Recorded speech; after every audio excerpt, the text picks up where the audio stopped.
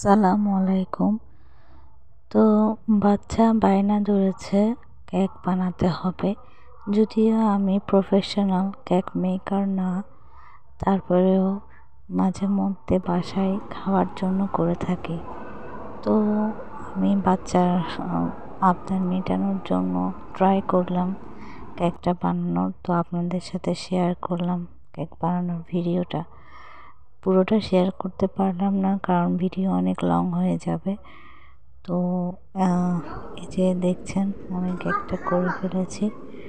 এই যে কেকের বাড়তি কিছু অংশ ছিল, এগুলো দিয়ে আমি মিডলে এবং নিচের সাইডে ডিজাইন করেছি। তো আমার হাজব্যান্ড কক্সবাজার বেড়াতে গিয়েছে, এখনও বাসায় নেই। আমি এখন ভাবলাম বেশি কিছু রান্না করব না, ভাতটা অলরেডি হয়ে গেছে। কেক বানাতেও অনেক সময় লেগেছে, তাই আর কিছু করতে ইচ্ছে করছে না। যে মূলাটা দেখেছেন এটা হচ্ছে আমাদের চিটাগাংয়ে ভান্ডারি মূলা নামে পরিচিত। তো আমি মূলাটা অর্ধেক কেটে নিয়েছি এবং অর্ধেক কাটার পরে ওটার থেকেও আরও অল্প কিছু কেটে আমি মুরগির সাথে মিক্স করে রান্না করব। তো আমি সব কেটে নিয়েছি।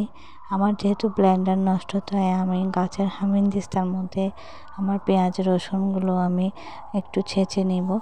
তো এরপর দেখছেন আমি মূলার সাথে মাংস প্লাস হলুদের গুঁড়া, মরিচের গুঁড়া, মশলার গুঁড়া সব কিছু একসাথে ম্যারিনেট করে কিছুক্ষণের জন্য রেখে দিলে ওভাবে খেলে মাংসটা অনেক টেস্ট হয়।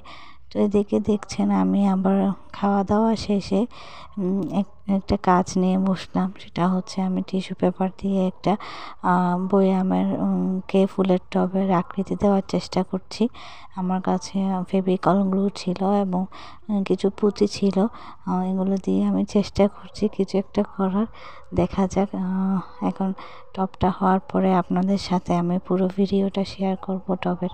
ওকে, আল্লাহ হাফেজ।